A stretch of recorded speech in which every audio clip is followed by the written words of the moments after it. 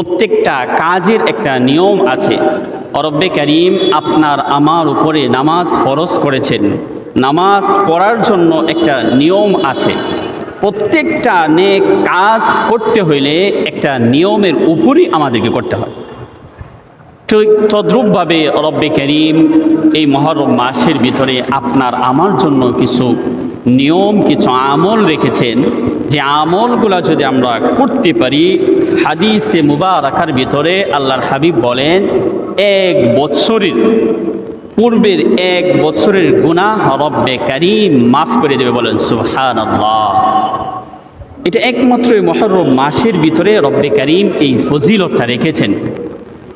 তো গুনাহ মাফ তো আপনাকে আমাকে করাইতেই হবে, কারণ গুনাহ এরকম এক জিনিস, পাপ বদ এরকম এক জিনিস, যে জিনিসটা আপনাকে আমাকে দুনিয়ার জমিনে যেরকম লাঞ্ছনা অপমানিত করবে, ঠিক তদ্রূপভাবে কিয়ামতের ময়দানে বিচারের দিনে, যেই দিন গোটা পৃথিবীর সমস্ত মানুষ বিচারের অপেক্ষা করবে, ওই দিন রব্বে কারীমের সম্মুখে আপনাকে আমাকে গুনাহ ভর্তি একটা জীবন নিয়ে যাতে দাঁড়াইতে না হয়, এই জন্য রব্বে কারীম কিছু নিয়ম আর শৃঙ্খলা, কিছু দিন, কিছু সময় আপনাকে আমাকে দিয়েছে, যাতে করে এই সময় এই নিয়ম শৃঙ্খলাগুলা মেনে রবের কাছে আপনার আমার জীবনের গুনাহগুলা মাফ করায়া, ক্ষমা করায়া, তারপর কবরের বাসিন্দা হইতে পারে এই সুযোগ আল্লাহ তাআলা দিয়েছে।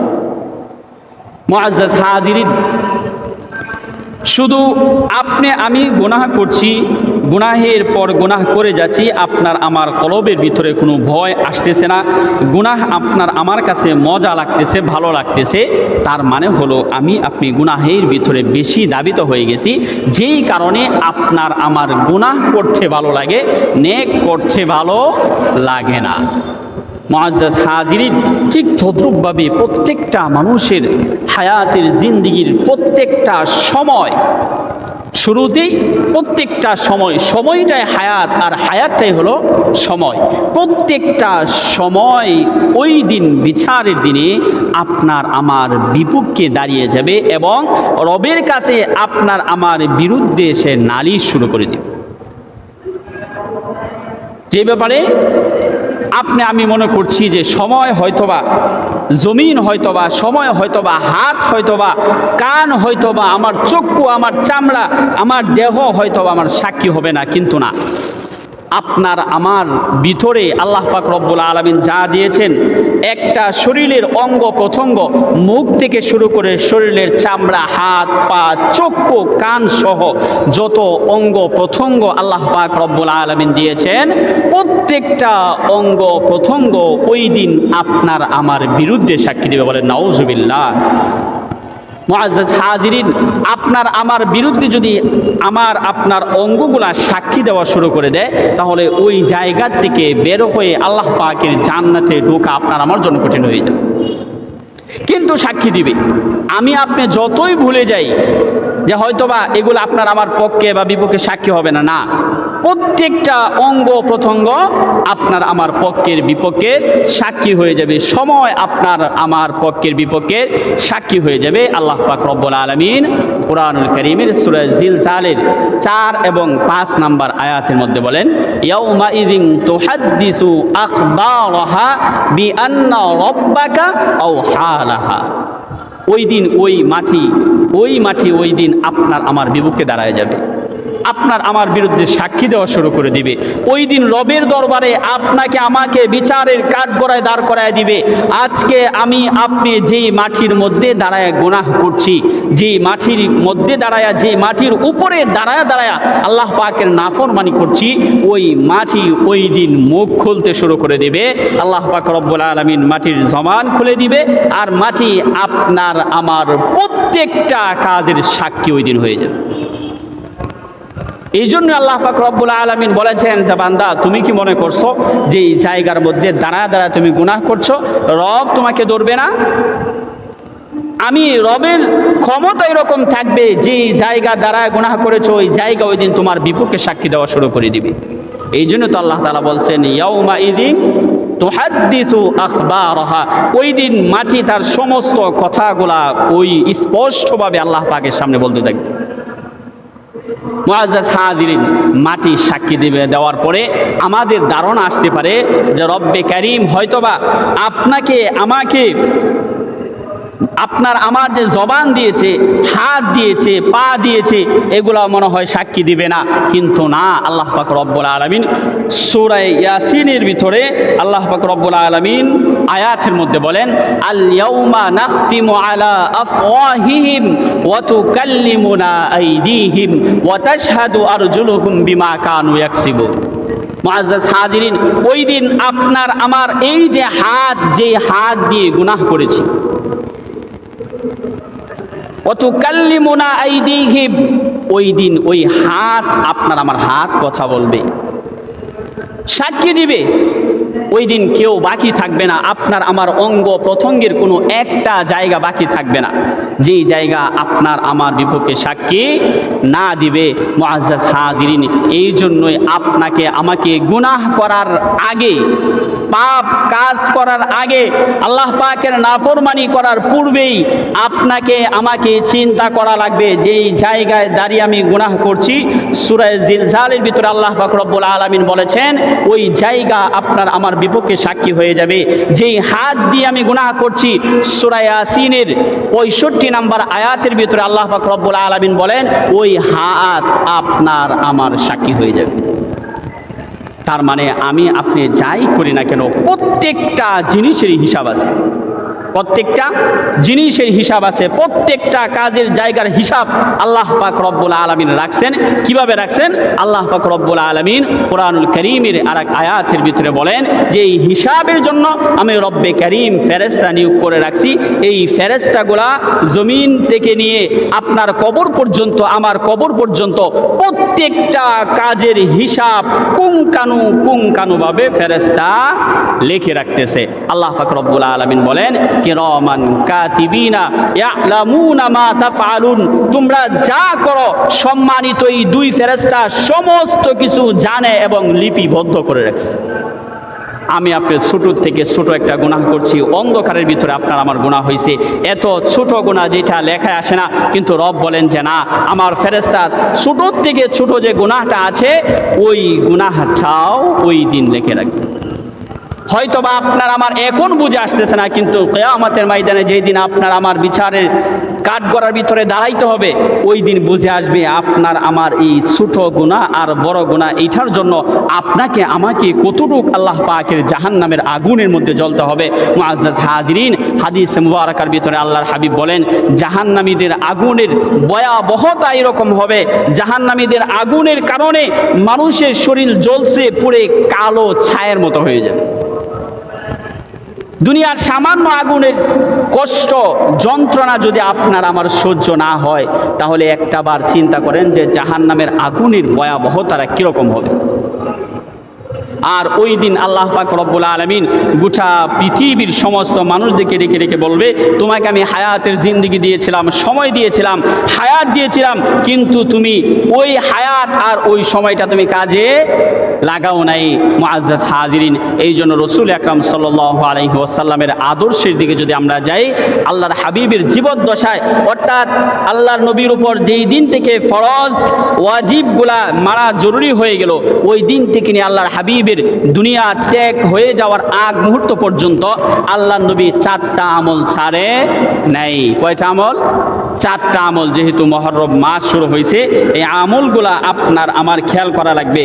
মুহররম মাস, এই মুহররম মাসের যে রোজাটা আছে, এই রোজার ব্যাপারে আল্লাহর হাবিব ইয়াহুদিরা যখন রোজা রাখতে শুরু করে দিল, ইয়াহুদির কাছে আল্লাহর হাবিব জিজ্ঞাসা করলেন যে তোমরা কেন রোজা রাখো? ইয়াহুদিরা তখন বলল যে ওই দিন মুসা আলাইহিস সালাতু ওয়াস সালামকে আমাদের নবী আল্লাহ পাক রব্বুল আলামিন পয়গম্বর মুসা আলাইহিস সালাতু ওয়াস সালামকে ওই দিন ওই জালেম বাদশার হাত থেকে হেফাজত করেছিলেন, মুক্তি দিয়েছিলেন।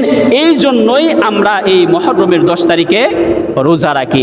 আল্লাহর হাবিব তখন বললেন, তোমরা ইয়াহুদি, তোমরা যদি মুসা আলাইহিস সালাতু ওয়াস সালামের মহব্বত আর ভালোবাসার কারণে তোমরা রোজা রেখে রাখো, তাহলে আমি তো মুহাম্মদুর রাসূলুল্লাহ, তোমাদের চাইতেও আমি মুহাম্মদুর রাসূলুল্লাহ সাল্লাল্লাহু আলাইহি ওয়াসাল্লামের মহব্বত আর ভালোবাসা আমার ভাই মুসার প্রতি বেশি।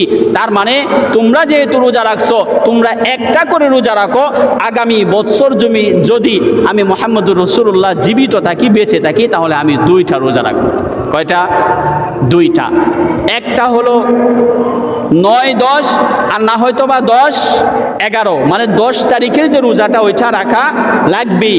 তাহলে 1 নাম্বার, আল্লাহর হাবিবের জীবদ্দশায় কোনোদিন এই যে রোজাটা মুহররমের 10 তারিখের রোজাটা ছাড়ে নাই। তার মানে 1 নাম্বার, 4টা আমলের ভিতরে নবীজির হায়াতের জিন্দেগির ভিতরে 4 আমলের 1 আমলও কোনোদিন ছুটে নাই। তার মধ্যে 1 নাম্বার হলো মুহররমের 10 তারিখে রোজা রাখা। তাহলে প্রথম নাম্বার মুহররমের 10 তারিখে রোজা রাখা। দ্বিতীয় হলো আরাফার দিনের যে রোজা, ওই রোজাটাও আল্লাহর হাবিবের জীবদ্দশায় কোনোদিন ছাড়ে নাই। তাহলে কয়টা গেল? 2টা। 3 নাম্বার হইল যেটা আইএমএ বীজের রোজা, 13, 14, 15, এই রোজাগুলো আল্লাহর হাবিবের জীবদ্দশায় কোনোদিন ছাড়ে নাই। 4র্থ নাম্বার হইল ফজরের নামাজের ফরজের পূর্বের 2 রাকাত সুন্নাত, এইটা কখনো আল্লাহর হাবিবের জিন্দেগিতে কোনোদিন ছাড়ে নাই। তাহলে একবার চিন্তা করেন, এই 4টা আমল আল্লাহর নবী মুহাম্মদুর রাসূলুল্লাহ সাল্লাল্লাহু আলাইহি ওয়াসাল্লামের হায়াতের জিন্দেগির ভিতরে কোনোদিন ছাড়ে নাই, একদিনও ছাড়ে নাই। তাহলে আপনি আমি আল্লাহর হাবিবের চাইতেও বেশি নেকি করে ফেলছি? বলেন, আল্লাহর হাবিবের চাইতেও বেশি নেকি হয়ে গেছে আমাদের? হয় নাই। অথচ আপনার আমার গুনাহ বেহিসাব গুনাহ আছে, বেহিসাব গুনাহ আছে।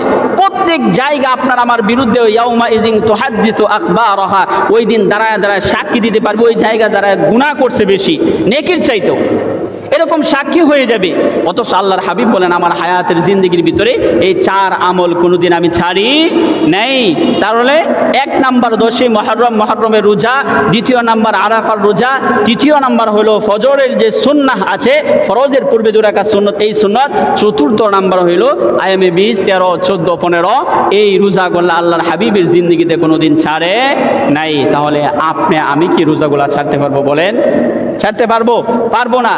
এই রোজার ব্যাপারে আল্লাহর হাবিব মুহাম্মদুর রাসূলুল্লাহ সাল্লাল্লাহু আলাইহি ওয়াসাল্লাম হাদিসের মধ্যে বলেন, সিয়ামু ইয়াউমি আশুরা ইন্নী আহতাসিবু আলাল্লাহি আন ইউকাফিরা সানাতাল্লাতী ক্বাবলা। আল্লাহর নবী বলেন, এই আশুরার, এই 10 মুহররম আশুরার রোজাটা যে রাখবে, আল্লাহ পাক রব্বুল আলামিন তার পূর্বের 1 বছরের গুনাহ মাফ করে দেবে। বলেন সুবহানাল্লাহ। তাহলে আপনার আমার সম্মুখে একটা সুন্দর সুযোগ আছে না? 1 বছরের গুনাহ, এটা কি সাধারণ মনে করছেন নি? এরকম যদি হয় যে আপনার আমার হায়াত মাত্র 1 বছর আছে, 1 বছরের ভিতর আপনার আমার হায়াতের জিন্দেগি শেষ, মারা যাব, তাহলে আল্লাহ পাক রব্বুল আলামিন তা রাসূল আকরাম সাল্লাল্লাহু আলাইহি ওয়াসাল্লামকে জানাইছেন যে আপনার উম্মতকে জানান, আপনার উম্মত যদি রোজা রাখে তাহলে 1 বছরের গুনাহ আমি আল্লাহ তাআলা মাফ করে দিব। তাহলে এটা অনেক বড় সুযোগ না আপনার আমার জন্য? অনেক বড় সুযোগ। তাহলে আমরা যদি হাদিসের দিকে তাকাই, আল্লাহর হাবিবের আদর্শের দিকে তাকাই, সুন্নাহর দিকে তাকাই, তাহলে দেখব যে রোজাগুলা আপনার আমার জন্য রাখা জরুরি। যদিও নফল সুন্নাহ, কিন্তু আমি মনে করি আপনার আমার জন্য রাখাটা এটা জরুরি, কারণ এই সুযোগ বারবার আসে না। আজকে শুক্রবার আসছে, শুক্রবারে আলাদা ফজিলত আছে, এটা শনিবারে হবে না। কি বলেন, হবে? হবে না। তো মুহররমটা তো 1 বছর পরে ঘুরে একবার আসবে, 1 বছর পরে আসবে, এটা প্রত্যেক মাসে মাসে আসতেছে না। তাহলে আমরা চেষ্টা করব কমপক্ষে মুহররমের এই 10, 11 অথবা 9, 10 যেভাবে হোক না কেন 2টা রোজা ইনশাল্লাহ আমরা রাখার চেষ্টা করব। একটা রাখলেও হয়ে যাবে, কিন্তু আল্লাহর হাবিব তো বলেছেন যে আমি যদি জীবিত থাকি তাহলে আগামী বছর থেকে আমি 2টা করে রোজা রাখবো। যেহেতু ইহুদিরা একটা রাখছে, তাদের আমলের সাথে আমাদের আমল এক করব না, আমরা একটু আলাদা করব। হয়তো একটা বাড়াবো এই সামনের দিকে, না হয় একটা বাড়াবো পিছনের দিকে। তাহলে ইনশাল্লাহ আমরা চেষ্টা করব যাতে করে 10 মুহররম যে রোজাটা আছে ওইটা তো রাখবই, হয়তো বা 10, 11, না হয় 9, 10, এই 2 দিন ইনশাআল্লাহ আমরা রোজা রাখার চেষ্টা করব।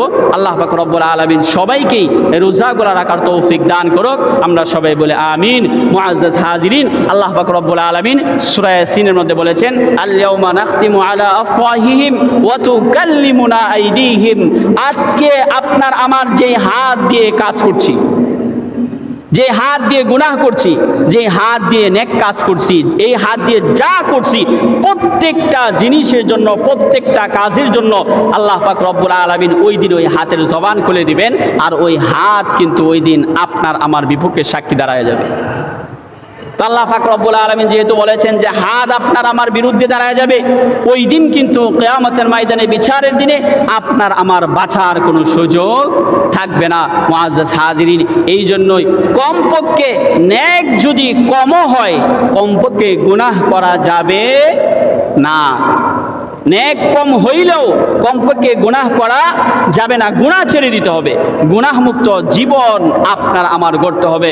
মুআজ্জাজ হাজিরিন, আল্লাহর হাবিব মুহাম্মদুর রাসূলুল্লাহ সাল্লাল্লাহু আলাইহি ওয়াসাল্লাম বলেন, জাহান্নামী মানুষের এই বিচারের পরে যখন জাহান্নামী মানুষটাকে জাহান্নামের মধ্যে নিক্ষেপ করবে, তার পূর্ব মুহূর্তে ওই জাহান্নামী মানুষের নাক দিয়ে শিকল ঢোকানো হবে, পায়খানার রাস্তা দিয়ে সেই শিকল বের করে তারপর শিকল বাঁধা হবে, আর ওই অবস্থায় আল্লাহ পাক ওই নাফরমানকে আল্লাহ তাআলা সেই জাহান্নামের মধ্যে নিক্ষেপ করে। বলেন নাউজুবিল্লাহ। মুআজ্জাজ হাজিরিন, কত কঠিন কথা একটাবার চিন্তা করেন। সাধারণ কষ্ট, সাধারণ মেহনত, সাধারণ একটা মানুষ যখন বিপদের ভিতরে পড়ে তখনই মানুষটা এলোমেলো হয়ে যায়, আর ওই জায়গা তো এরকম এক জায়গা যেখানে রব ছাড়া আপনাকে বাঁচানোর মতো আর কেউ থাকবে না। মুআজ্জাজ হাজিরিন, এই জন্য আপনার আমার হায়াতের জিন্দেগি যতদিন পর্যন্ত আছে, যতদিন পর্যন্ত আপনার আমার হায়াত আছে, ততদিন পর্যন্ত মাথায় এটা রাখবো যে আমার দ্বারায় যাতে গুনাহ না হয়ে যায়। আপনি আমি ভাবতেছি যে আমার চোখ দিয়ে আমি গুনাহ করছি, কোনো সমস্যা নেই, হয়তোবা চোখ কমাস ওই দিন বিচারের দিনে সাক্ষী হবে না। না, আপনার আমার চক্ষুটাও বিচারের দিনে সাক্ষী হয়ে যাবে।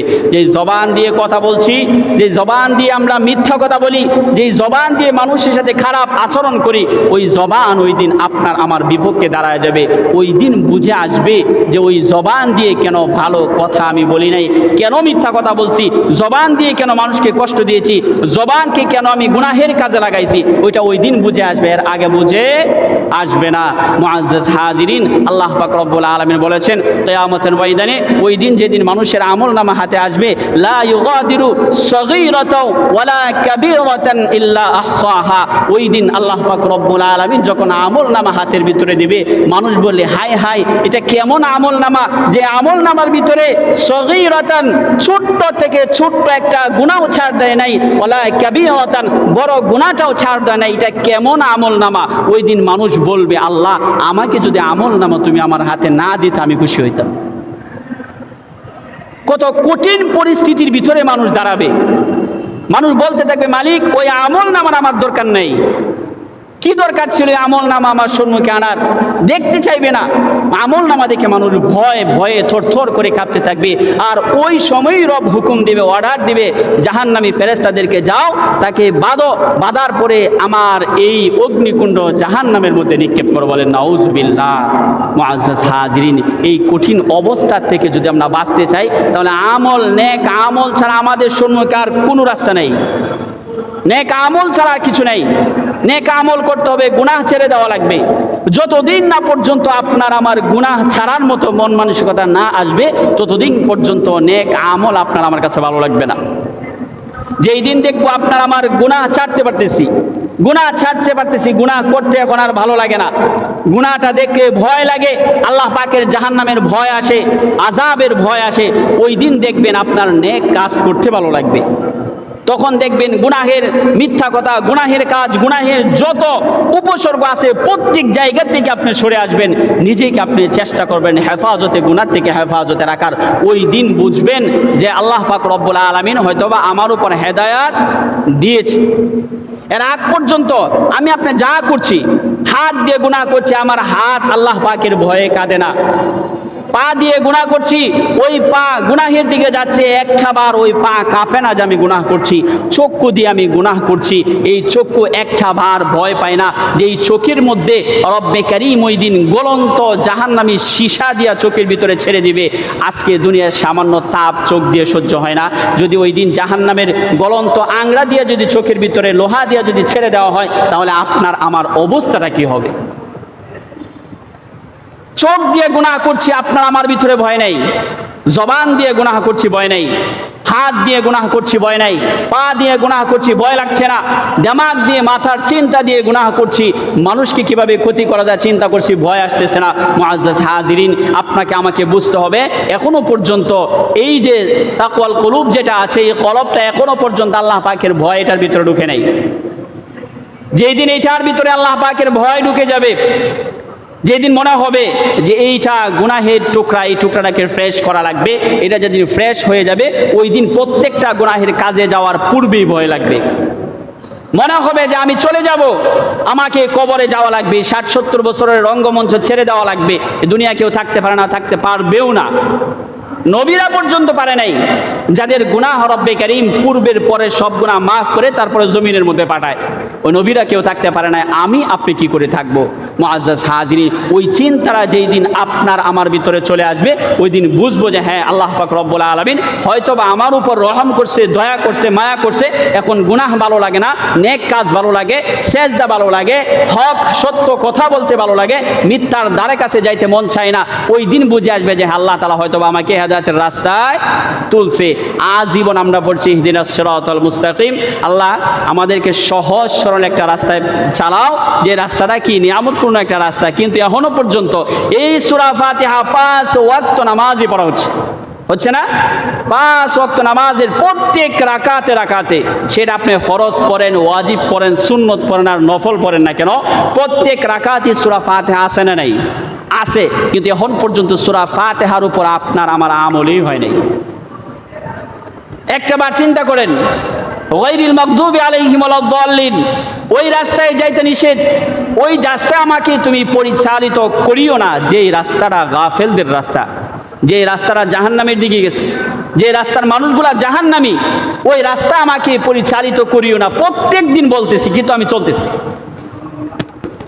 এই কথাটা প্রত্যেক দিন বলতেছি, আল্লাহ এই রাস্তা আমাকে পরিচালিত করিও না, এই রাস্তা আমি চলতে চাই না, কিন্তু আমি ঠিকই চলতেছি। প্রত্যেক দিন আল্লাহ তাআলাকে বলতেছি, আল্লাহ ইহদিনাস সিরাতাল মুস্তাকিমের রাস্তা আমাকে চালাও, কিন্তু আমি চলি না। তার মানে মুখে যদিও বলছি, কিন্তু অন্তর দিয়ে এখন পর্যন্ত রবের সান্নিধ্য, রবের কাছে পর্যন্ত আমি যাইতে পারি নাই। মুখ দিয়ে ইহদিনাস সিরাতাল মুস্তাকিম বলছি, কিন্তু তার কোনো কাজ আমি করছি না। তার মানে এই আমল দিয়ে আপনার কি মনে হয় যে আমল দিয়ে আপনি দুনিয়ার গুনাহ থেকে বাঁচতে পারলেন না, তো জাহান্নামের আগুন থেকে আপনি কি করে বাঁচবেন? এখন তো আল্লাহ পাক রব্বুল আলামিন আপনাকে এই গুনাহ থেকে বাঁচার সুযোগ দিছে, গুনাহ থেকে বাঁচার সুযোগ দিছে। ওইখানে তো সুযোগ থাকবে না, শেষ, মৃত্যু হয়ে গেছে, মানে আপনার জন্য আমল বন্ধ হয়ে গেছে। এখন ইচ্ছা করলে আপনি আর ওখানে বসে বসে নেক কাজ করার কোনো সুযোগ নেই। তো আমরা কি করছি? দুনিয়ার যেই খারাপ কাজগুলো আছে ওখান থেকে নিজের নফসটাকে ফিরাইতে পারি নাই, নিজের নফসকে ফিরাইতে পারি নাই। তো আমরা কি করে আশা করি যে মৃত্যুর পরে এই নফস দিয়ে আমি আল্লাহ পাকের জান্নাতে ঢুকবো? ঢোকা সম্ভব না। কেন? আল্লাহ পাক রব্বুল আলামিন বলেছেন, ওয়ালাকাদ যারানা লি জাহান্নামা কাসীরাম মিনাল জিন্নি ওয়াল ইনস, অধিকাংশ জিন আর মানুষকে আমি জাহান্নামের জন্য বানাইছি। এখন প্রশ্ন আসতে পারে না যে আল্লাহ তাআলা অধিকাংশ জিন আর মানুষকে কেন জাহান্নামের জন্য বানাইছে? আপনি একটা গড় হিসাব করে দেখেন, গোটা পৃথিবীর ভিতরে মুসলমান ইমানদার কয়জন আর বেঈমান কয়জন? হিসাব করেন।